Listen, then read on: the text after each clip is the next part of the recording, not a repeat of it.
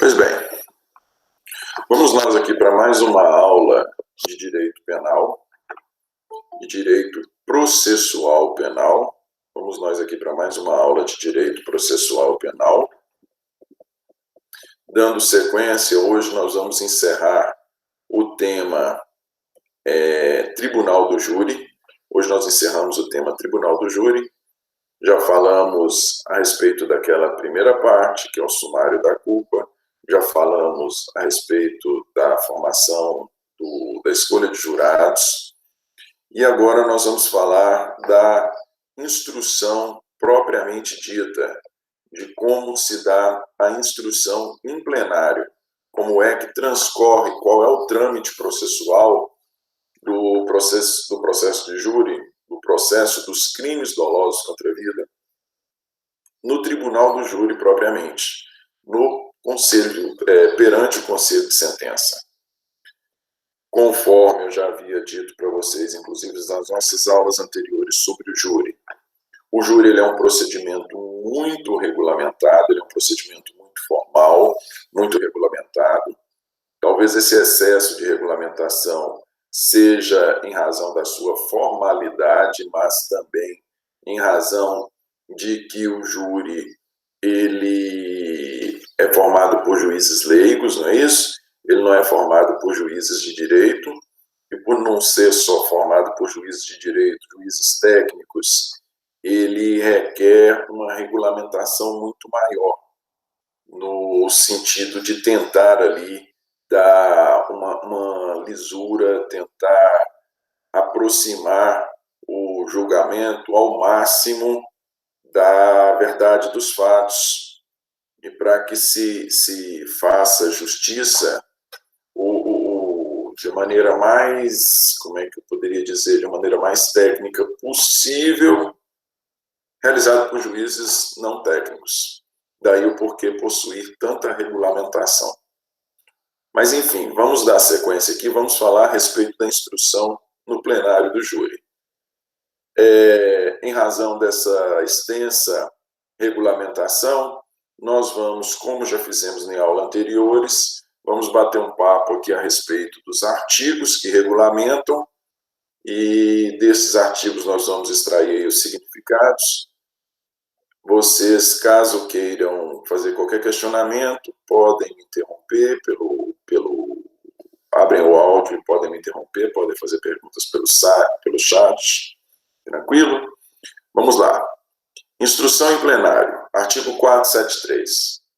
Prestado o compromisso pelos jurados, será iniciada a instrução plenária quando o juiz presidente, Ministério Público, assistente, o querelante e o defensor do acusado tomarão, sucessiva e diretamente, declarações do ofendido, se possível, e inquirição das testemunhas arroladas pela acusação. Mais uma vez, prestado o compromisso pelos jurados, será iniciada a instrução plenária quando o juiz presidente, Ministério Público, assistente, querelante e o defensor do acusado tomarão sucessiva e diretamente as declarações do ofendido, se possível, e a inquirição das testemunhas arroladas pela acusação. Olha só, gente, aqui eu chamo a atenção para alguns pontos. Primeiro deles, veja, após os jurados se comprometerem a fazer o julgamento segundo a lei, segundo a verdade do que lhes for exposto, nós temos a previsão no Tribunal do Júri de que as perguntas podem ser realizadas diretamente do juiz, não só pelo juiz de direito, mas também podem ser realizadas diretamente pelas partes. Olha lá, além do juiz de direito na instrução plenária, o Ministério Público, o assistente do Ministério Público, o querelante, se tratar de uma ação penal privada subsidiária da pública, e o defensor, o advogado do réu, o defensor do acusado, tomarão sucessiva e diretamente, então, nessa ordem, primeiro o juiz, depois MP, depois assistente da acusação, depois querelante e, por último, o advogado de defesa, Sucessivo e diretamente às declarações do ofendido, se possível. Nós estamos falando de crime doloso contra a vida. Se estivermos falando de um crime consumado, é óbvio que não tem como tomar as declarações do ofendido. E a inquirição das testemunhas arroladas pela acusação. Primeiro são ouvidas testemunhas da acusação, ou seja, testemunhas arroladas, testemunhas relacionadas pelo Ministério Público. Então vejam vocês, na ordem de questionamento, quem questiona por último é a defesa, sempre dentro daquela ideia de que a defesa fala por último. Quem questiona por último é a defesa, primeiro juiz, depois MP, depois assistente da acusação, depois querelante. Se estivermos falando de uma ação penal privada subsidiária da pública, e só por fim o defensor, só por fim o advogado do réu. E outra observação que eu faço aqui para vocês é a seguinte, olha lá. Fala o artigo, na parte final, em declarações do ofendido e inquirição de testemunhas. Por que eu chamo a atenção para vocês a respeito disso? Réu e vítima prestam, isso aí vale para tudo, réu e vítima prestam declaração. Quem é inquirido, quem presta depoimento, são apenas testemunhas. São as testemunhas que têm a obrigação de falar a verdade, são elas que podem ser de falso testemunho, portanto, são elas que prestam depoimento, são elas que são inquiridas. Autor e réu que não incidem, não podem incidir em falso testemunho, vítima e réu que não podem incidir em crime de falso testemunho, eles prestam apenas declarações. Tranquilo? Essa é uma terminologia processual que vale para todos os processos, não só para o tribunal do júri. Testemunha, depoimento, é passível de incorrer em crime de falso testemunho. Autor, vítima e réu no processo penal, vítima e autor do fato, né? Eles prestam declarações. Tranquilo? Parágrafo 1º. Perdão, Ana Luísa. Aqui. Parágrafo 1º.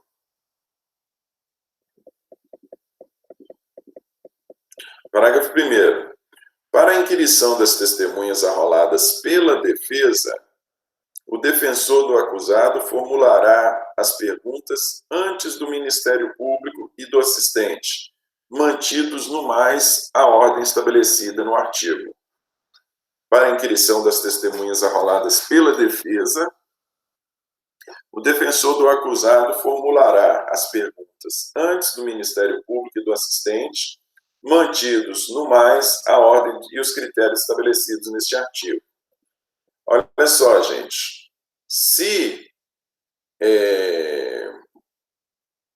na hora de serem ouvidos, eu não disse que no caput ele fala da oitiva das testemunhas da acusação, as testemunhas indicadas pelo Ministério Público.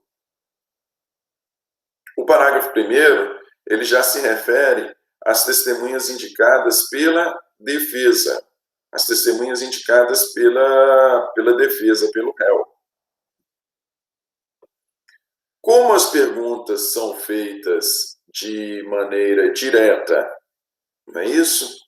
E, além disso, tanto no júri quanto nos processos em geral, nós temos uma dupla atuação da acusação e da defesa. Qual é essa dupla acusação? Perdão, qual é essa dupla atuação? Primeiro, é a produção de prova. Tanto a acusação quanto a defesa tem por propósito produzir prova no processo. Prova testemunhal, prova documental, prova pericial. Essa é a primeira atuação. E a segunda atuação de grande importância, é a argumentação. Você tem que provar e você tem que argumentar. de certa forma, essas duas frentes de atuação, elas se correlacionam. Daí porque, quando as vítimas a serem ouvidas são vítimas indicadas pela defesa, indicadas pelo advogado do réu, quem as questiona em primeiro lugar é o advogado do réu.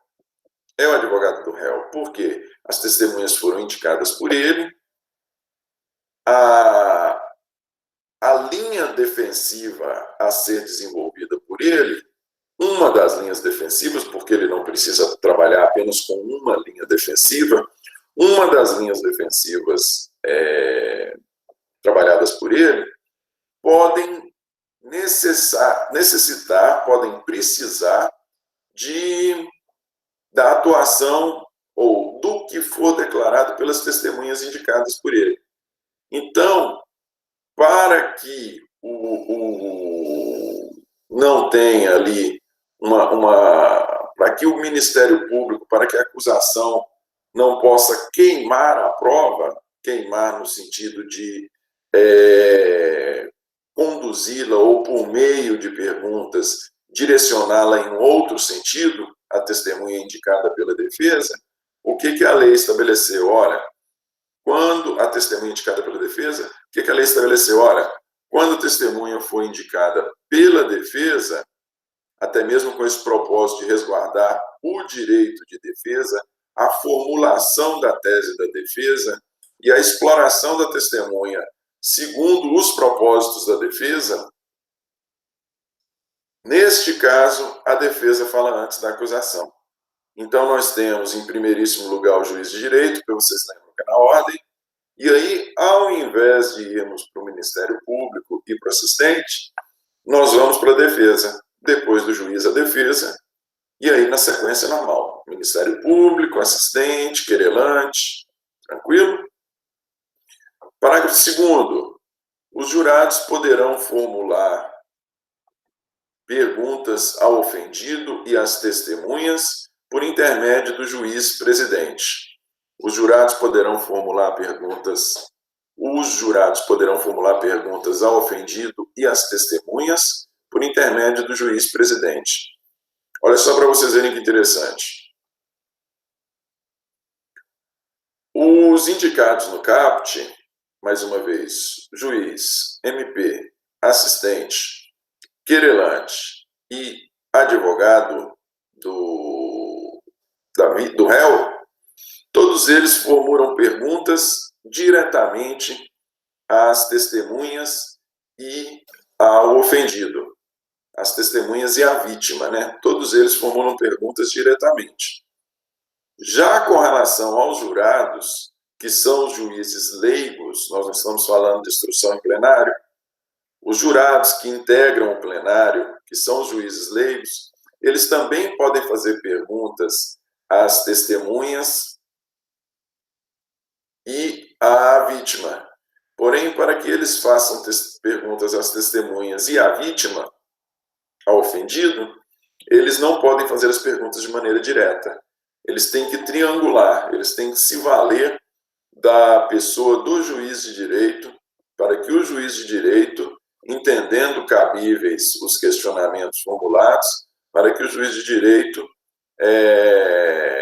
faça, né, replique a pergunta para o ofendido ou para a testemunha que o jurado quer que responda a um questionamento seu.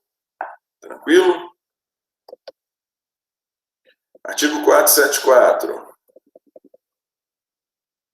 Artigo 474. A seguir,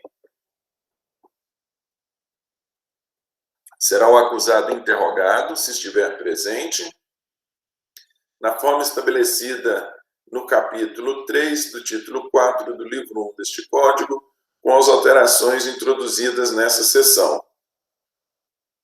Após a oitiva da vítima, testemunhas indicadas pela acusação, testemunhas indicadas pela defesa, nós passamos então para a oitiva do interrogado. Quem é o interrogado? O interrogado é aquele a quem está sendo atribuído o cometimento do delito. Ele é interrogado. E aí, então, eu retorno nós já falamos a respeito de interrogatório no processo ordinário, segue a mesmíssima sistemática. Aqui eu aproveito para voltar lá naquelas observações que eu fiz a respeito da natureza das declarações. Olha lá, o que diferencia um depoimento de uma declaração, é que no depoimento nós temos a obrigação, nós temos o compromisso de falar a verdade, o depoimento é prestado pela testemunha, e no depoimento, em caso de ocultação acerca do que se sabe, ou em caso de mentira, nós temos a possibilidade da pessoa incidir em crime de falso testemunho. Nas declarações que são prestadas no caso do júri, que são prestadas pela vítima e pelo réu, elas não são prestadas sob o compromisso de falar a verdade. Elas não são prestadas sob o compromisso de falar a verdade. Caso a acusação, caso o réu, que é o acusado pelo delito, ou a vítima do crime doloso contra a vida, caso qualquer deles omitam determinado fato ou faltem com a verdade com relação a algo de que saibam, eles não incidem em crime de falso testemunho, eles prestam declarações. Mas o que eu quero... Por que eu retomei essa questão aqui? Eu retomei simplesmente porque na parte inicial aí do artigo 474, ele fala: a seguir será o acusado interrogado. Para que eu insisto nisso? Para que vocês saibam diferenciar as nomenclaturas. Testemunha presta depoimento, vítima presta declaração, réu é interrogado. É uma modalidade de declaração? É uma modalidade de declaração. Por que se diz que é uma modalidade de declaração? Porque não tem compromisso de falar a verdade, não existe possibilidade de incidência em crime de falso testemunho. Porém, é uma declaração que tem uma nomenclatura específica. Qual é essa nomenclatura? Interrogatório. Quem é interrogado? Quem é interrogado é apenas o réu. Vítima presta declaração, testemunha presta depoimento. Mais uma vez, o interrogatório ele é um tipo de declaração, porque nele nós não temos o compromisso de falar a verdade. Nós só temos compromisso de falar a verdade nos depoimentos. Tranquilo? Sigamos.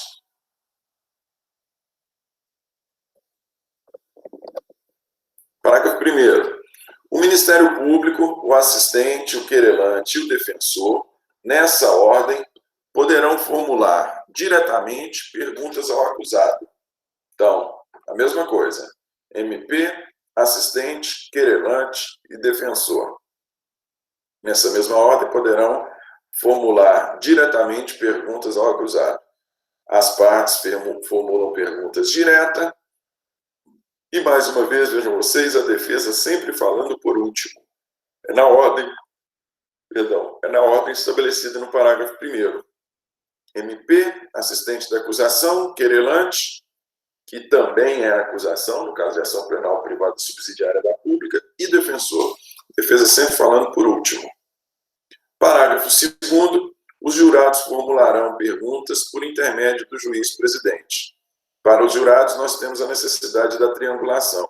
Os jurados eles têm o direito de fazer perguntas. Por que eles têm o direito de fazer perguntas? São eles que vão julgar. Né? É de interesse deles e é de interesse da lei que os fatos fiquem claros, ficam mais claros possível para eles, para os jurados. Porque quem vai julgar são eles. Quem vai condenar a absolver são eles.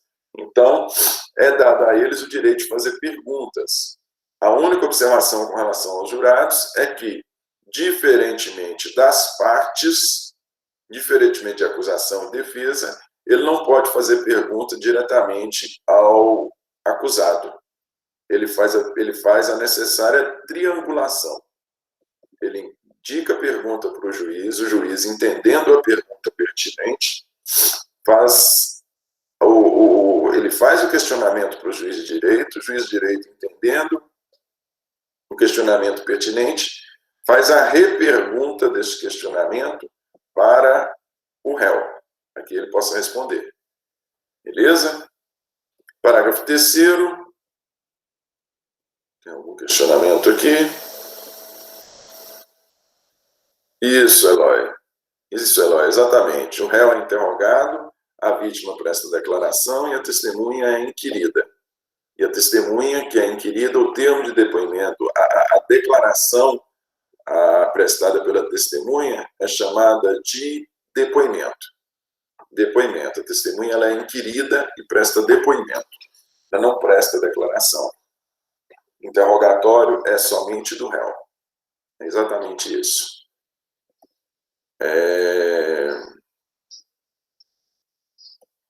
Vamos lá, parágrafo 3º. Não se permitirá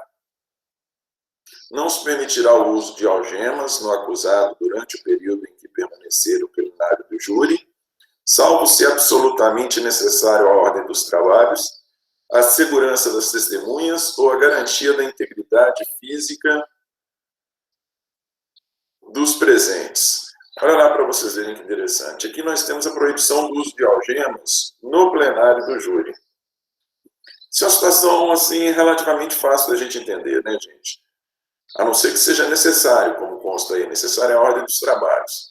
Isso é relativamente fácil da gente entender. Quando você tem a utilização das algemas, ela é muito estigmatizante.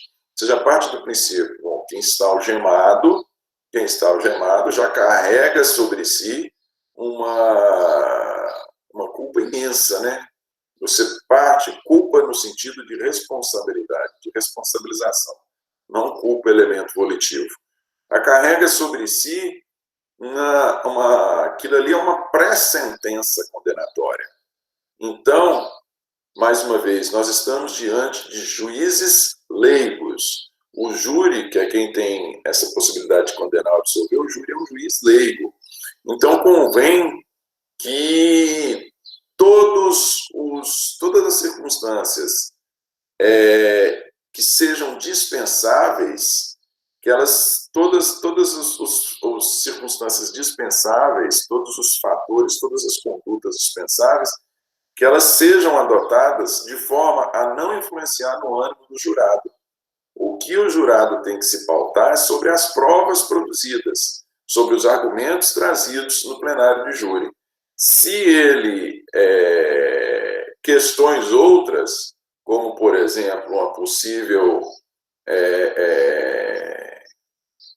influência, né, na decisão dele decorrente aí da visualização da pessoa utilizando o algema, sendo desnecessário, não havendo, como consta do próprio 474, parágrafo 1º, não sendo necessária a ordem dos trabalhos, não se faz necessário algemá-lo. Tranquilo? 476, a respeito dos debates. Encerrada a instrução, será concedida a palavra ao Ministério Público para que faça a acusação nos limites da pronúncia e das decisões posteriores que julgaram admissível a acusação, sustentando, se for o caso, a existência de circunstância agravante. Olha lá, o MP, nós não podemos ter inovação no tribunal do júri. Nós não podemos ter inovação. Vocês lembram quando nós estudamos modalidades de decisões, nós vimos que a pronúncia, ela é a decisão pela qual o juiz encaminha o processo para o tribunal do júri. O MP, na hora de fazer a sua acusação, e é o MP quem se manifesta em primeiro lugar, é ele quem primeiro se manifesta no plenário do júri, após a produção de provas, né, quando se vai para os debates. Como não pode haver inovação no tribunal do júri, o MP consta, fala o 476, ele está restrito à sentença de pronúncia. a tipificação, ao crime, a acusação, a qualificadora indicada na sentença de pronúncia, ou nas decisões posteriores que julgaram admissível a acusação. Por que o 476 faz essa observação?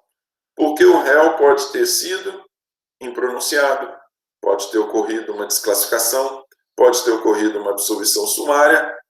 Em qualquer dessas 3 outras modalidades de decisão, são 4, pronúncia, impronúncia, desclassificação e absolvição sumária, suponhamos que a pessoa não tenha sido pronunciada. Foi alguma das outras 3 modalidades, e aí o que fez o Ministério Público? O Ministério Público recorreu, o MP recorreu, e em grau de recurso foi determinada a pronúncia, foi determinado o encaminhamento do processo para o Tribunal do Júri. Por isso que o artigo 476 fala, nos limites da pronúncia ou das decisões posteriores que julgaram admissível a acusação. Porque pode ser que, ao invés de nós termos uma decisão de pronúncia, o juiz que atuou lá no sumário da culpa, ao encerrar o sumário da culpa, ele não pronunciou. Ele desclassificou, absolveu sumariamente ou impronunciou. Então, o MP recorreu, e aí foi na segunda instância em que nós tivemos uma decisão que entendeu admissível a acusação por crime doloso contra a vida. Na primeira circunstância, quando há pronúncia, o MP tem que se circunscrever ao que foi constante na pronúncia. Na segunda possibilidade, o MP tem que se circunscrever ao que consta na decisão confirmatória, a decisão que entendeu admissível a acusação. Tanto em uma quanto em outro caso, nós não temos inovação no plenário do júri, para que a defesa não seja surpreendida.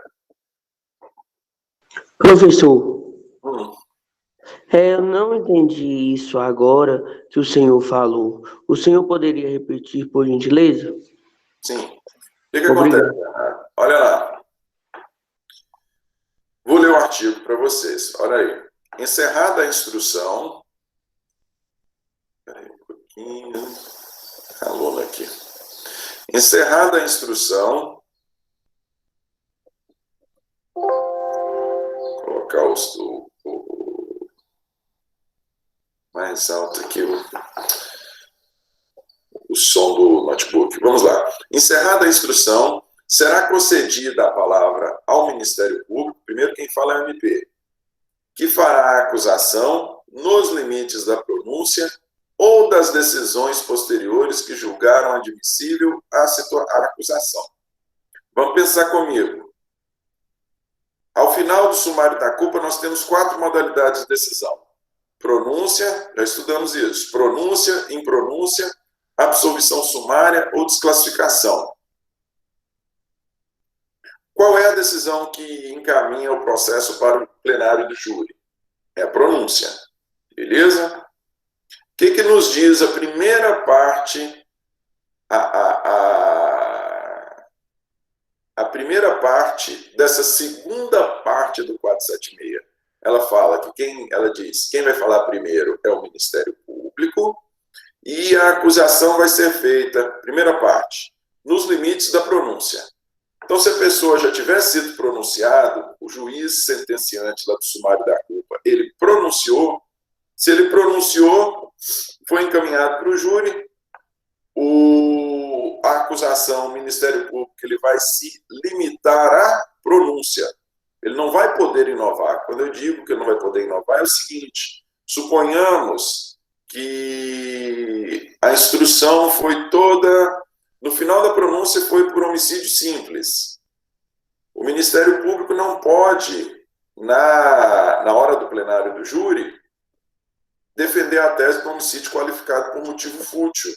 Ele tem que se circunscrever, se limitar, olha o que consta no 476, ele tem que se limitar ao delito indicado na pronúncia. Ele tem que se limitar ao delito indicado na pronúncia. Então, primeira parte, limites da pronúncia. Agora vamos admitir uma segunda possibilidade. Qual a segunda possibilidade? Ao invés de ter ocorrido a pronúncia, o juiz da primeira fase da instrução, da formação do sumário da culpa, o juiz, ao invés de pronunciar, ele deu outra das decisões, uma outra daquelas 3 decisões. Ou ele desclassificou, ou ele absolveu sumariamente, ou ele simplesmente impronunciou. Beleza? Nesse caso, se a acusação não concordar com essas 3 decisões e quiser ver o encaminhamento do processo para o tribunal do júri, o que a acusação faz? Ela recorre. Recorrendo, a instância superior, suponhamos que a instância superior concorde com a acusação e vire e fale, realmente, o juiz de direito do sumário da culpa, quando ele impronunciou, ou quando ele absolveu sumariamente, ou quando ele desclassificou, ele errou. Ele errou. Nós, segunda instância, entendemos que, de fato, nós temos aqui um crime doloso contra a vida e tem que esse processo tem que ser encaminhado para o tribunal do júri. Nós admitimos a acusação. Nós admitimos a acusação por crime doloso contra a vida. Então, vejam, na primeira parte do 476 fala nos limites da pronúncia é quando a pessoa é pronunciada, ou das decisões posteriores que julgaram admissível a acusação. Nós temos uma decisão posterior de segunda instância que, mais uma vez, entendeu homicídio simples. No plenário do júri, o Ministério Público não vai poder fazer uma acusação na hora que for para os debates, ele não vai poder fazer uma acusação a respeito de homicídio qualificado, porque ele tem que se conter, ele tem que se ater aos limites da pronúncia ou limites das decisões posteriores. No nosso último exemplo dado, os limites da decisão posterior, a decisão posterior foi a decisão do recurso. E na decisão do recurso constava homicídio simples. Se constava homicídio simples, em obediência a essa segunda parte do 476, o promotor de justiça, na hora que ele for para o plenário do júri, na hora que ele for para os debates, ele não vai poder acusar o réu de homicídio qualificado. A única coisa que ele pode falar é a respeito da existência de agravantes. A respeito da existência de agravantes. Mas no que diz respeito à tipificação penal, se homicídio simples ou se homicídio qualificado, ele não pode inovar. Ele tem que estar restrito aos limites da pronúncia ou da decisão posterior que julgou admissível a acusação, se houve recurso da decisão do juiz do sumário da culpa. Deu para entender mais ou menos? Sim, eu entendi muito bem, ficou muito bem esclarecido. Muito obrigado, professor. Por nada. Vamos lá. O assistente falará depois do Ministério Público, parágrafo 1º, assistente da acusação.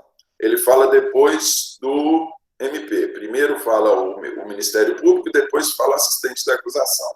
O assistente da acusação ele é indicado pela família da vítima. Família da vítima ou a própria vítima podem indicar um assistente da acusação, um advogado que vai trabalhar lado a lado com o promotor de justiça, e o assistente da acusação fala depois do MP.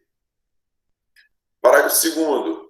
Tratando-se de ação penal de iniciativa privada, falará em primeiro lugar o querelante e, em seguida, o Ministério Público, salvo se este houver retomado a titularidade da ação na forma do artigo 29 deste Código.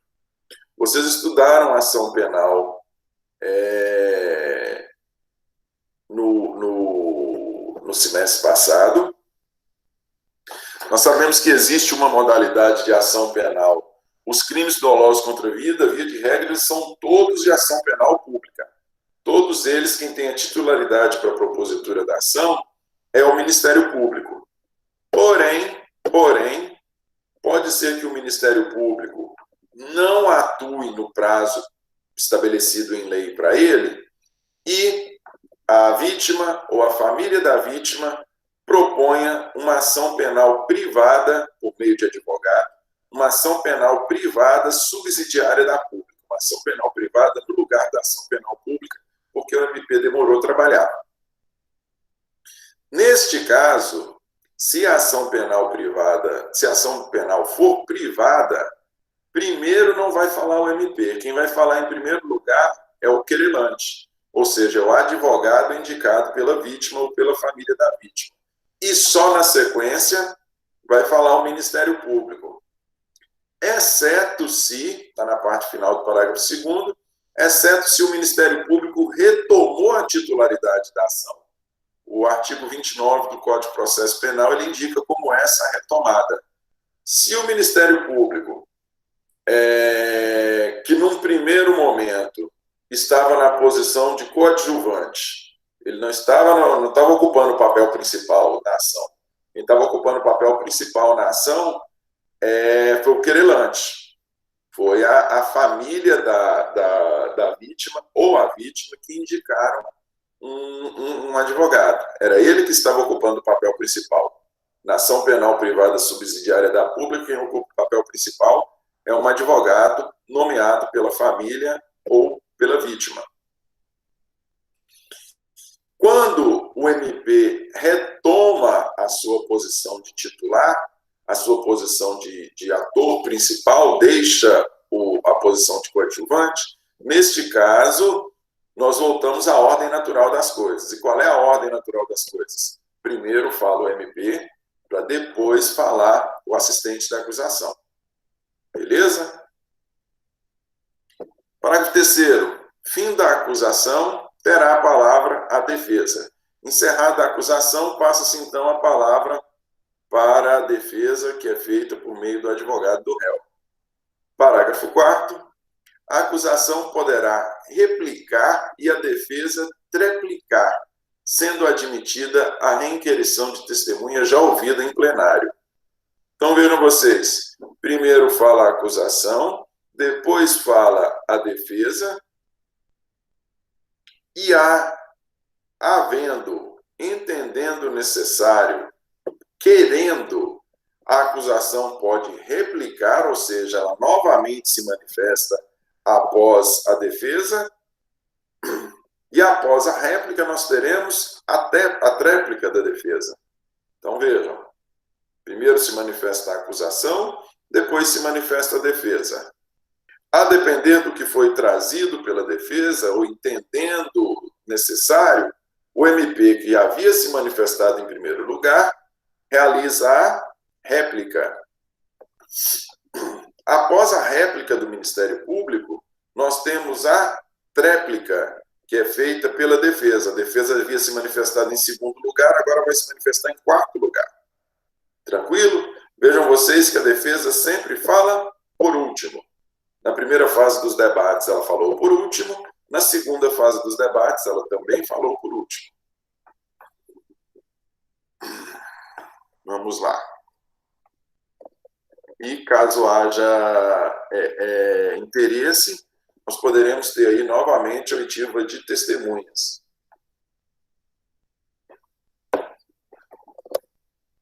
Artigo 477.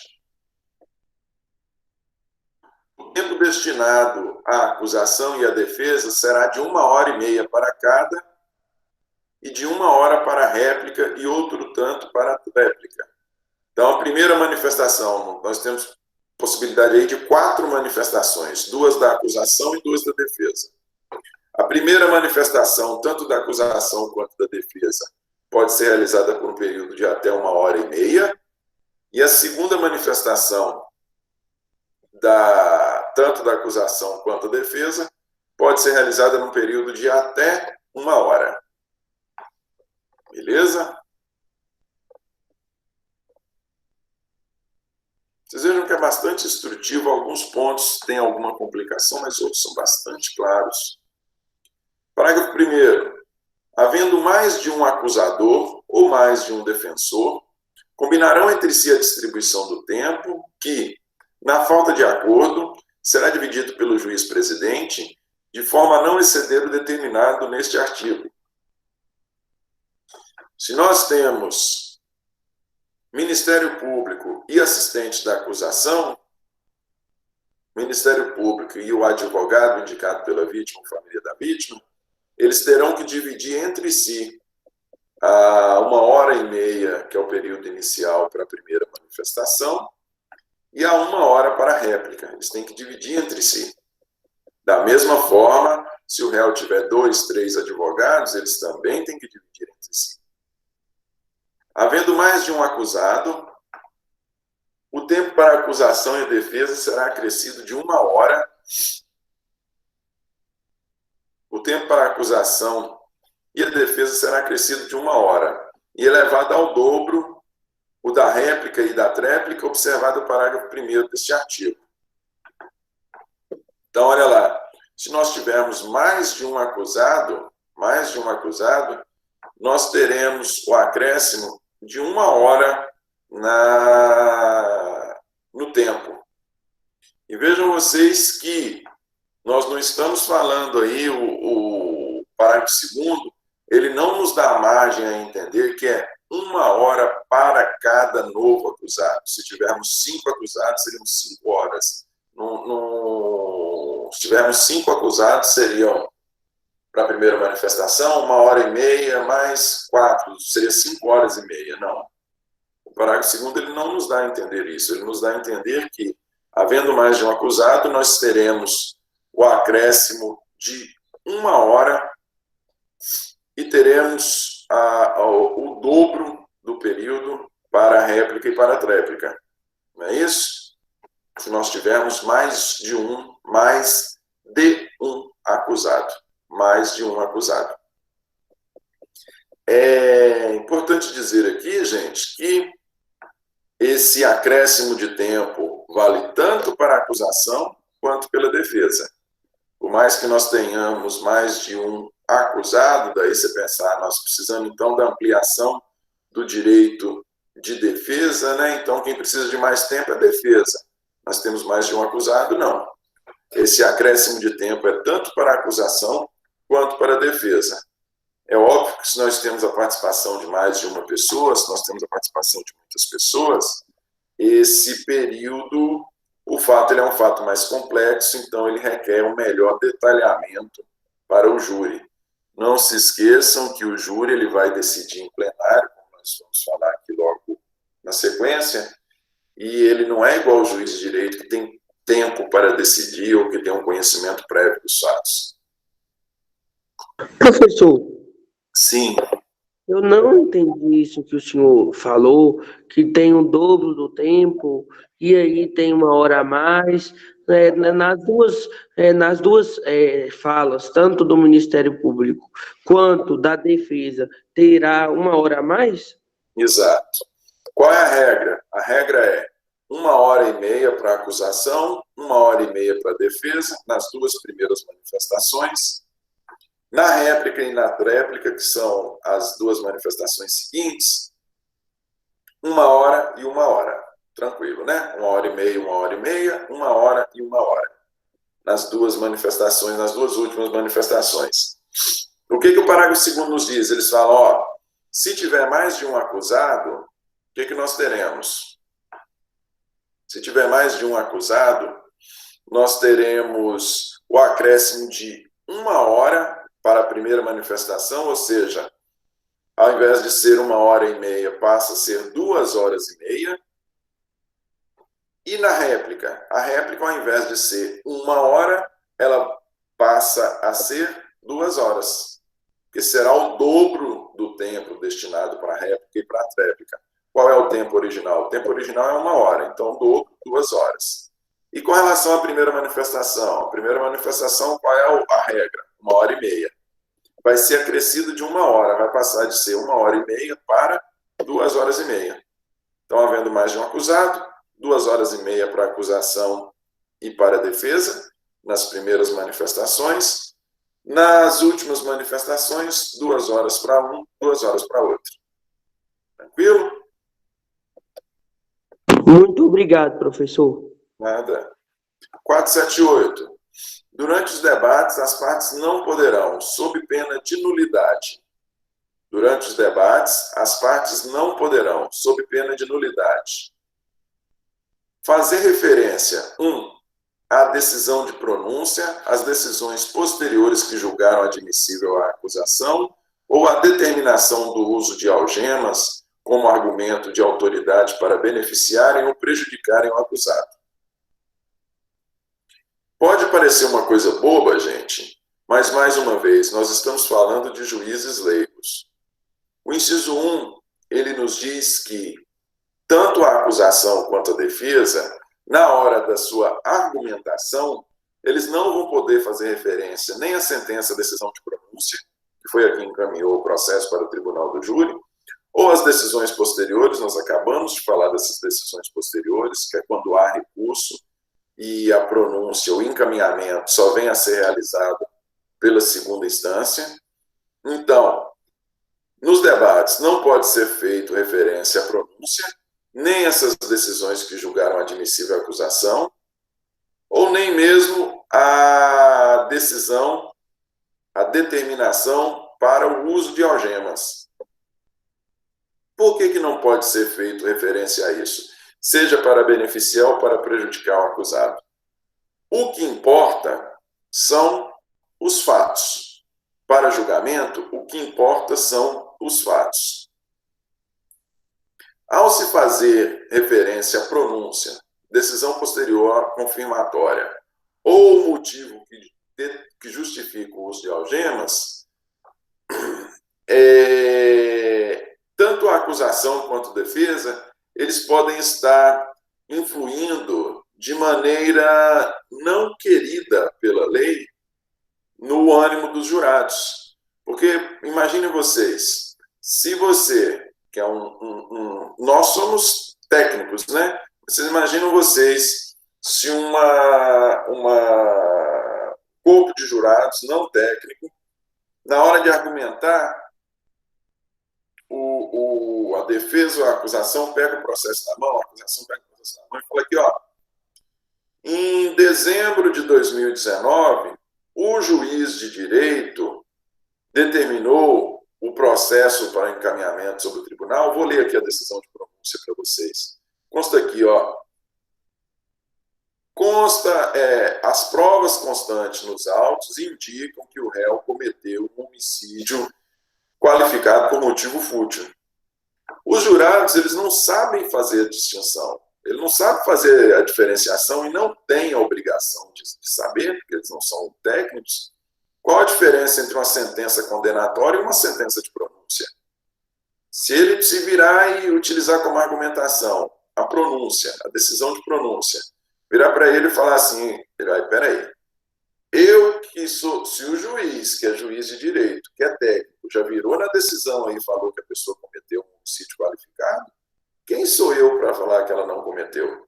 Se ele que é técnico já reconheceu isso, se ele que é muito mais entendido do que eu já reconheceu, eu vou falar que não ocorreu? Não, vou condená-lo. Compreende? Esse é o fundamento para que o 478 determine que não se faça referência no plenário do júri, nos debates, não se faça referência à pronúncia ou às decisões posteriores, ou mesmo o que está determinando o uso de algemas.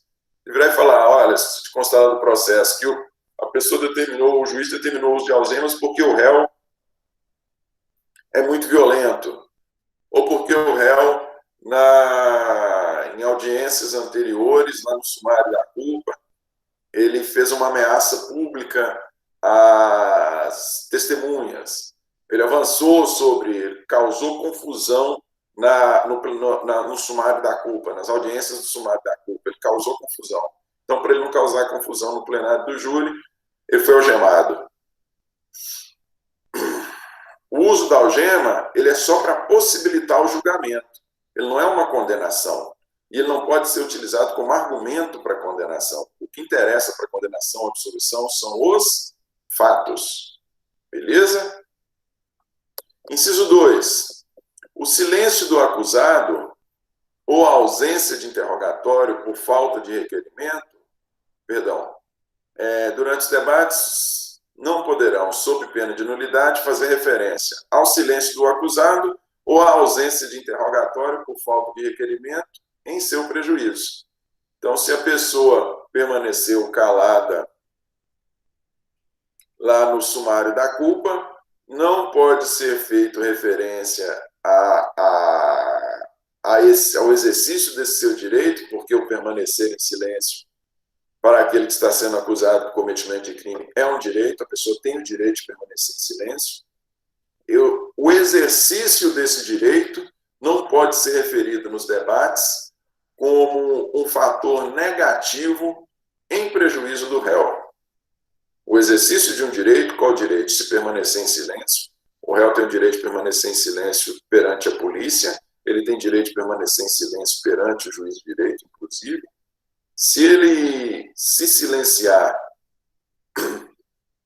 se ele não quiser prestar declarações perante o juiz de direito, no sumário da culpa, naquele primeiro momento, ele não precisa, isso não pode ser utilizado em seu prejuízo. Tranquilo? Ele não compareceu, suponhamos que ele não tenha comparecido para o seu interrogatório, ele não compareceu, e para o interrogatório indicado lá no sumário da culpa. Isso não pode ser utilizado em seu prejuízo, porque ele não tem a obrigação de falar. 479. Durante o julgamento não será permitida a leitura de documento ou a exibição de objeto ou qualquer opção de objeto que não tiver sido juntado aos autos com antecedência mínima de 3 dias úteis, dando-se ciência à parte contrária. Durante o julgamento não será permitida a leitura de documento ou a exibição de objeto que não tiver sido juntado aos autos com antecedência mínima de 3 dias úteis, dando-se ciência à parte contrária. A outra parte. Olha lá, gente. Qual é o propósito dessa determinação do 479? O propósito dessa determinação do 479 é para que as pessoas, para que a parte contrária à acusação, tanto a acusação quanto a defesa, para que ela não seja surpreendida. Para que ela não seja surpreendida. Para que seja utilizado no plenário do júri, seja feito referência a qualquer documento ou a qualquer objeto, é necessário que tenha sido dada ciência à parte contrária num período mínimo de antecedência com 3 dias. Até mesmo porque, para que ela possa formular prova em contrário, ou para que ela já esteja ciente dessa situação e possa já estar preparada para argumentar em sentido contrário. Ela tendo ciência prévia de que foi juntado determinado documento ou determinado objeto ao processo, ela tem tempo para fazer prova em contrário e tem tempo para elaborar argumentação, para contradizer, para tentar descaracterizar, tirar a credibilidade desse novo documento ou prova trazida. Beleza? Tanto para fazer prova em contrário, quanto para se manifestar. Existe um princípio, existe um brocado jurídico, um ditado, que diz assim: o que não está nos autos não está no mundo. O que não está nos autos não está no mundo. Então, se esse documento ou esse objeto, se ele já não está incorporado ao processo, antes da realização da audiência, antes da realização, até 3 dias antes, a parte que o juntou não vai poder fazer referência a ele no plenário do júri, porque ele não foi incorporado aos autos. O que não está nos autos não está no mundo. Parágrafo único. Compreende-se na proibição deste artigo a leitura de jornais ou qualquer outro escrito, bem como a exibição de vídeos, gravações, fotografias, laudos, quadros, croquis ou qualquer outro meio assemelhado, cujo conteúdo versar sobre a matéria de fato submetida à apreciação e julgamento dos jurados. Então, dentro desses documentos e objetos não permitidos, se incluem jornais, vídeos, gravações, fotografias, laudos, quadros, croquis. Não há muita, além dessa circunstância, né, gente, como eu já disse para vocês, além dessa circunstância de não ser surpreendido, tanto a acusação quanto a defesa, além da circunstância deles não serem surpreendidos, o propósito é que eles não sejam surpreendidos, para que possam fazer prova em contrário e também para que possam contra-argumentar. Mais uma vez, nós sabemos que o corpo de jurados é formado por juízes leigos, e isso é uma coisa do nosso tempo, né? Hoje nós temos aí pessoas que acham que o que está no Zap é verdade. Então, vocês imaginam, né? Se tem gente que já acha que o que está no Zap é verdade, você imagina o que está num jornal ou, por exemplo, numa matéria de um jornal impresso, escrito, uma revista, ou uma notícia veiculada via televisão ou rádio. Então, assim, se há quem acha que Zap é verdade, você imagina esses outros aí com certeza, é verdade sacramental. Então, para que nós não influenciemos no ânimo dos juízes leigos, sem ter dado ciência prévia à parte contrária, é proibida a juntada desses documentos até 3 dias antes da realização dos debates. Beleza? 478. Questionário e sua votação. Vamos falar do questionário, dá tempo de falar do questionário. 482. O conselho de sentença será questionado sobre matéria de fato e se o acusado deve ser absolvido. Vejam vocês, eles são juízes leigos, o que eles vão ter que falar é simplesmente a respeito dos fatos, se os fatos efetivamente ocorreram, se ocorreram na forma indicada na denúncia, né? Aí já não mais na denúncia, na pronúncia, porque a acusação ela tem que se limitar à pronúncia, se os fatos ocorreram na forma indicada na pronúncia e se o réu é responsável. É sobre isso que o conselho de sentença, que é formado pelos 7 jurados, é sobre isso que ele vai se manifestar. Parágrafo único. Os quesitos serão redigidos em proposições afirmativas, simples e distintas, de modo que cada um deles possa ser respondido com suficiente clareza e necessária precisão. Na sua elaboração, o presidente levará em conta os termos da pronúncia, mais uma vez, é a pronúncia que limita a acusação, e as decisões posteriores que julgaram admissível a acusação. Se nós não estivéssemos diante de uma pronúncia e tivesse ocorrido recurso da sentença desclassificatória de impronúncia ou de absolvição sumária, a quesitação tinha que se circunscrever, se limitar, não aos termos da pronúncia, mas sim aos termos das decisões posteriores que julgaram admissível a acusação. Deve-se levar em consideração ainda, na formulação dos quesitos, o constante no interrogatório e na alegação das partes. Mais uma vez, parágrafo único. Os quesitos serão redigidos em proposições afirmativas, simples e distintas, de modo que cada um deles possa ser respondido com suficiente clareza e necessária precisão. Quesitos são as perguntas que serão formuladas aos réus.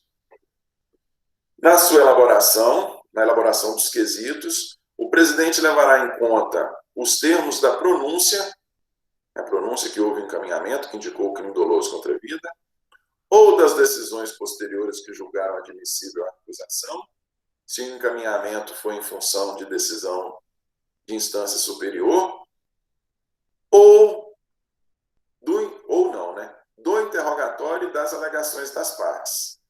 Então, o juiz vai considerar, na hora de fazer quesito, o que consta na pronúncia, o que consta na decisão posterior da pronúncia, se tiver havido recurso, o que consta no interrogatório, o que o réu falou, o interrogatório ele mesmo, o que o réu falou em sua defesa, e nas alegações das partes, tanto da acusação quanto da defesa.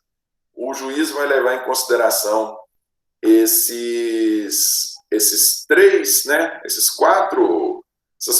Serão essas as 4 origens a partir das quais o juiz vai elaborar quesitos para que os jurados respondam. Mais uma vez, perguntas simples que podem ser respondidas simplesmente com sim e não. 483. Os quesitos serão formulados na seguinte ordem.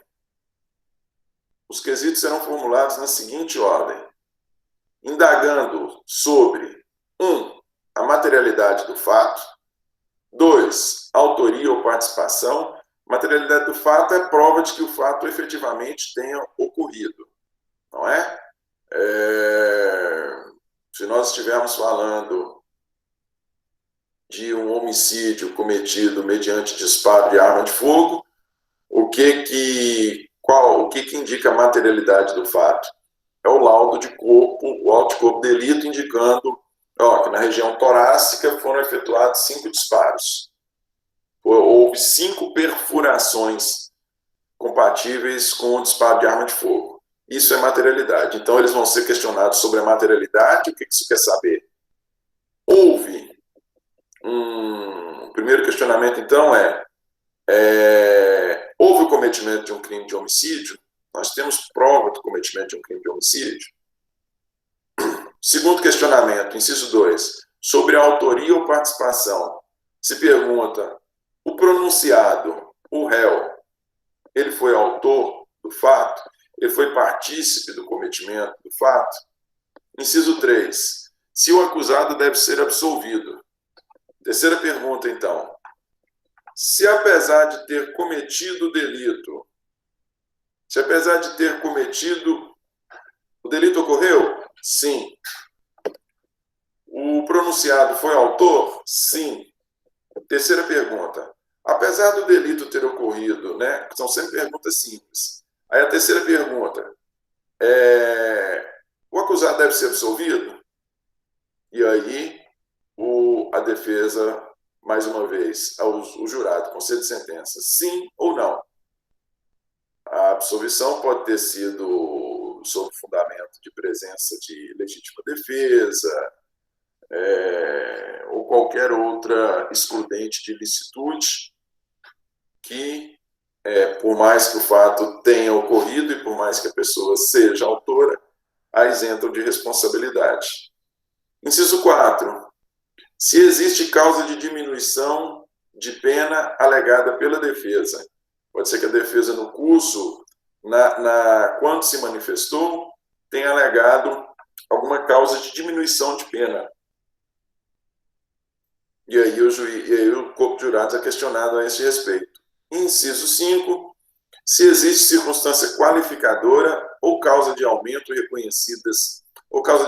pena reconhecidas na pronúncia ou em decisão posteriores que julgaram admissível a acusação. Então, vejam vocês que essa é a ordem dos questionamentos. 1. Tem prova de materialidade? O crime realmente ocorreu? Ocorreu um crime de homicídio? 2. É o pronunciado o autor? 3. O pronunciado deve ser absolvido? 4. Existe alguma causa de diminuição alegada pela defesa? 5. Existe circunstância que qualifica ou causa aumento de pena?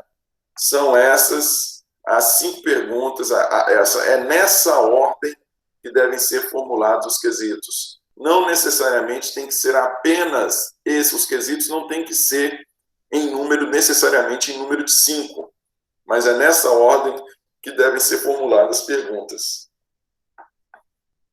483, parágrafo 1º.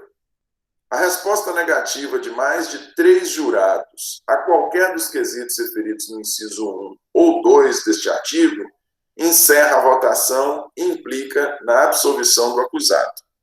Isso aqui é fácil. As perguntas são feitas na sequência. Primeiro se pergunta sobre a ocorrência do crime de homicídio.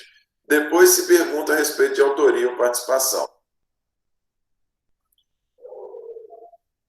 Se com relação ao primeiro questionamento, não são 7 jurados? São 7 jurados. Não é garantido o sigilo das votações? Os jurados simplesmente respondem sem se identificar. Primeiro quesito, se ocorreu o crime, se realmente há materialidade do fato, se ocorreu um crime de homicídio. Se mais de 3 jurados responderem negativamente, ou seja, se as 4 primeiras pessoas virarem e falarem não ocorreu homicídio, ou o fato não se trata de um homicídio, não precisa nem perguntar o resto, até mesmo para manter o sigilo das votações. Necessariamente a pessoa já é absolvida. Se 4 dos 7 jurados a virarem e falarem não ocorreu homicídio, você não precisa nem ir para os outros 3 para saber que a votação foi unânime e todos absolveram.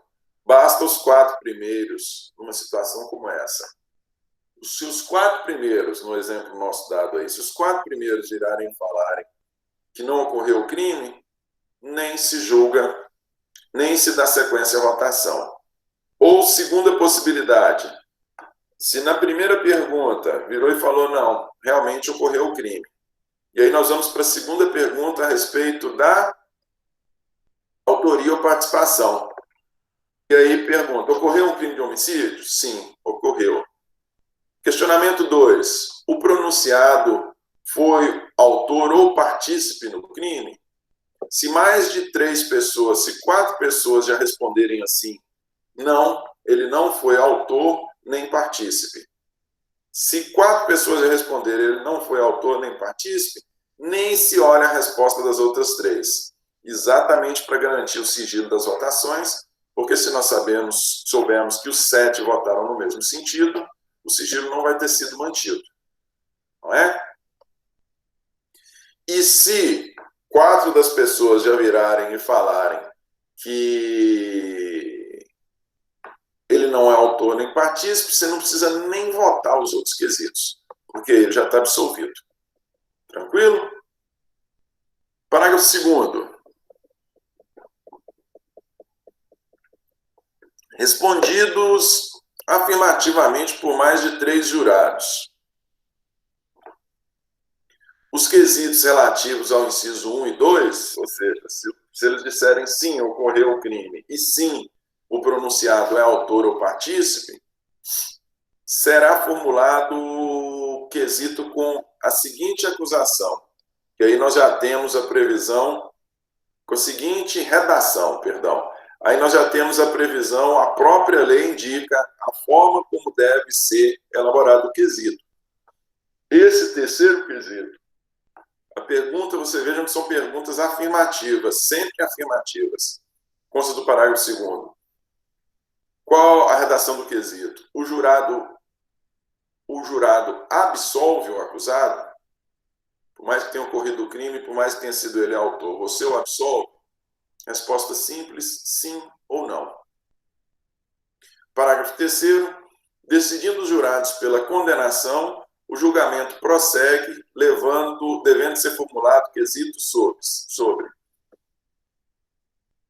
Se os jurados já afirmaram que o crime ocorreu, que a pessoa é a autora e que ela não deve ser respondida, então nós passamos para os outros quesitos. Inciso 1. Causas de diminuição de pena alegada pela defesa. No plenário do júri,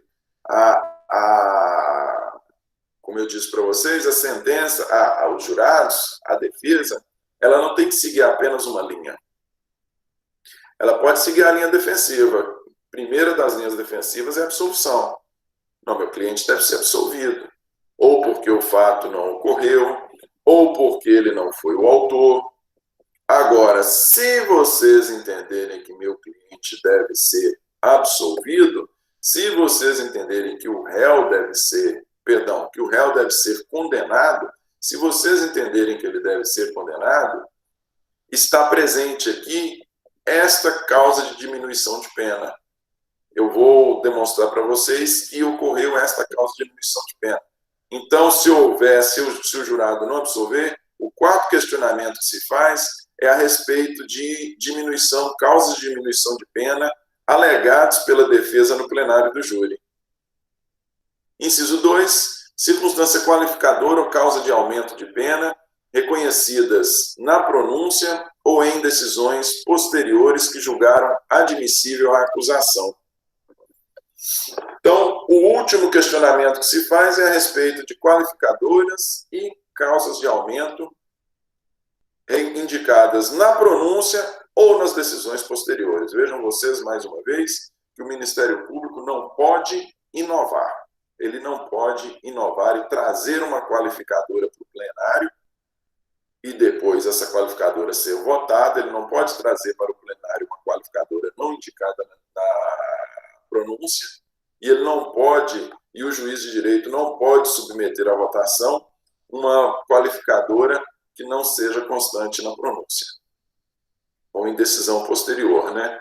Caso tenha havido recurso daquelas outras 3 modalidades de decisão, como disse para vocês. Gente, vamos encerrar nossa aula aqui, porque eu tenho aula agora com direito penal. Peço desculpa a vocês aí pelo atraso, mas é porque eu estava com problema na conexão. Professor? Sim. Só uma coisa, rapidinho. Eu entendi a seguinte situação, que, no caso, eles vão ser discutidos sobre se cometeu um crime, se merece o acusado ser condenado ou não, e após isso, caso eles condenem, é que vai ser questionado se vai ter uma causa de redução de pena, porque não tem de aumento, de diminuição de pena, porque não faz sentido você discutir antes a diminuição e redução da pena sem saber se a pessoa foi condenada ou não. Exatamente, exatamente. Primeiro nós precisamos do reconhecimento de que ocorreu o crime, depois nós precisamos do reconhecimento de que a pessoa é autor, depois nós precisamos do reconhecimento de que ela não está absolvida, que ela não foi absolvida, para só depois nós falarmos da presença de causas de aumento ou causas de diminuição de pena e de qualificadora. Porque se o júri já falou lá atrás que a pessoa é absolvida, ou então que o crime não aconteceu, ou então que não foi a pessoa autora, não tem sentido o júri ser questionado sobre essas circunstâncias. É exatamente isso que você falou. Então, na próxima aula, alguma dúvida que eu tenho, é porque agora eu tenho uma dúvida, mas aí na próxima aula, porque o senhor já tem outra aula, né? Na próxima aula eu esclareço, a gente encerra o júri, e aí nós vamos falar a respeito de um julgado, encerrando o tema júri. E aí, eu quero te fazer uma pergunta na próxima aula, viu, professor? Ok, tranquilamente. Então, muito obrigado. Eu que agradeço. Um bom dia para vocês, gente. Deus te abençoe, professor. Uma ótima semana. Para vocês também. Obrigado.